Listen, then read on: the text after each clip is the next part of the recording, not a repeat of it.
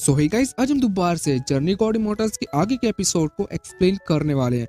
अगर तुम लोगों ने अभी तक पीछे के एपिसोड नहीं देखे तो चैनल पर अपलोडेड है, जाके चेकआउट जरूर कर सकते हो। मगर इस वीडियो के बाद इसको ऑलरेडी एक्सप्लेन कर दिया गया है। मगर मैं एक बात बता दूं कि यहाँ पे जिसने भी इस सीरीज को एक्सप्लेन किया है वो इतनी ज्यादा डिटेलिंग के साथ नहीं किया गया जितना हम कर रहे हैं। तो इस एपिसोड की स्टार्टिंग में हम देखते हैं कि जो शियायू था वो मिस्टी विला के टॉप पर भी पहुंच चुका था। अब यहाँ पे जो शियायू को देखने से ऐसा नहीं लगता था कि वो आगे बिल्कुल भी चल पाएगा, क्योंकि वो काफी ज्यादा थक चुका था और उसकी बॉडी के अंदर बिल्कुल भी जान नहीं थी। वो बस इतना चाहता था कि मुझे थोड़ा सा वेट और मिल जाए ताकि मैं आराम कर सकूं।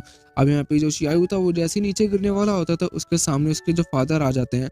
अब यहाँ पे जो फादर थे वो बताते हैं कि तुम इतनी जल्दी हार नहीं मान सकते, तुम्हें तो अभी और भी ज्यादा आगे जाना है। अब शियायू जैसे थोड़ा क्लियरली देखता है तो वो देखता है कि अपने फादर की जगह यहाँ पे जनरल शू सामने खड़े हुए थे।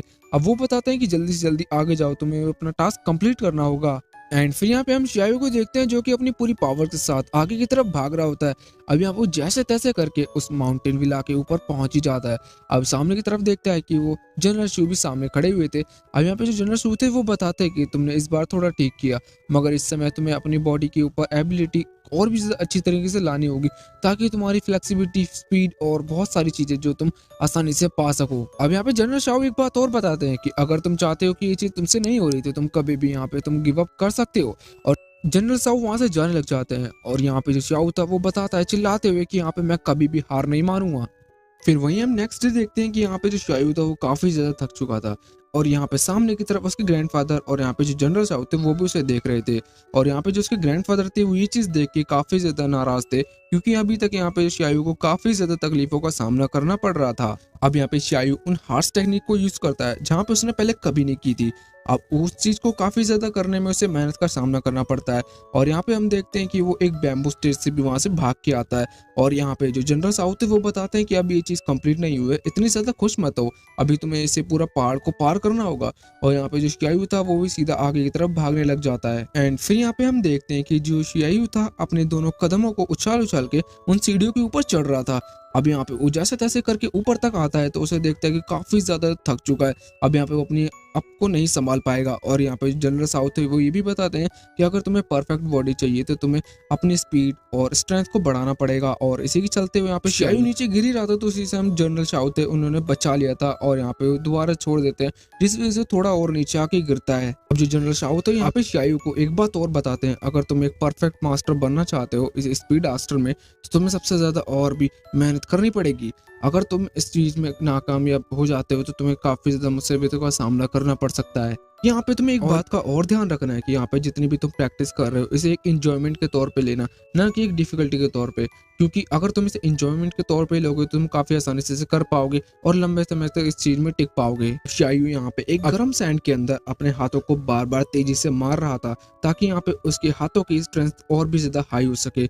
और यहाँ पे जिस वजह से शियायू के हाथों में काफी ज्यादा तकलीफ हो रही थी। और यहाँ पे जो सैम्बल था उसके लिए एक ग्लव्स ले आया था जहाँ पे उसे पहन के थोड़ी उसे आराम मिल सकता है। और इसी के साथ वो अपनी प्रैक्टिस को कंटिन्यू करता रहता है। शियायू को ये नहीं देखना था कि वो मॉनसून कौन सा है, कि चाहे वो गर्मी हो, सर्दी हो या फिर बर्फ पड़ रही हो, उसे सिर्फ प्रैक्टिस करनी ही होगी। और यहाँ पे हम देखते हैं कि शियायू काफी ज्यादा प्रैक्टिस और हार्ड वर्क करता जा रहा था। यहाँ पे हम देखते हैं कि जिन और साथ में उसकी बहन और साथ में उसके जो फैमिली मेंबर्स वो भी वहां से गुजर रहे थे। तो वहां पे हम देखते हैं कि शियायू को एक बड़े से पिलर के साथ वहां पे प्रैक्टिस कर रहा था। जिन पूछता है कि तुम ये क्या कर रहे हो, उतना ज्यादा वजन उठा के तुम अपने आप को सिर्फ डैमेज पहुंचा पाओगे। मगर यहाँ पे जो शियायू था वो बताता है कि मैं अपनी मार्शल आर्ट की ट्रेनिंग को कर रहा हूँ। और उतनी देर में सामने की तरफ से दो और पिलर आ जाते हैं जो कि इसके ऊपर रख देते हैं। अब यहाँ पे जो जिनकी पूरे फैमिली मेंबर्स ये देख के काफी ज्यादा हैरान हो जाते हैं कि इसके अंदर इतनी ज्यादा पावर्स आई तो आई कैसे कि इतनी ज्यादा वजन को उठा पा रहा है। शियायू बताता है कि मुझे जल्दी से जल्दी मास्टर के पास पहुंचना होगा। और यहाँ पे जो जिनके फैमिली मेंबर्स थे वो भी वहां से चले जाते हैं। अब यहाँ पे हम देखते हैं कि शियायू की जो पावर थी वो एक लेवल तक बढ़ चुकी थी। अब यहाँ पे शियायू एक जंगल के अंदर आ जाता है और यहाँ पे हम देखते हैं कि एक बीस्ट एक हिरण के सामने खड़ा हुआ था, जिस वजह से बीस्ट को थोड़ी ज्यादा तकलीफ हो रही थी। अब यहाँ पे जो बीस्ट था ये चीज देख के कि सामने की तरफ एक इंसान आ चुका है तो यहाँ पे जो हिरण था वो तो वहां से भाग जाता है।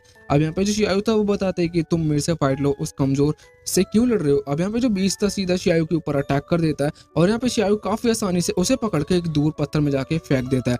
अब यहाँ पे शियायू जैसे उसके पास जाता है अटैक करने के लिए और उसी टाइम बीस्ट ने भी शियायू के ऊपर अटैक कर दिया था, जिस वजह से शियायू काफी दूर जाके गिरता है। और यहाँ पे जो सामुराई थे वो इस चीज को देखते हैं और यहाँ पे आगे बढ़ते हैं।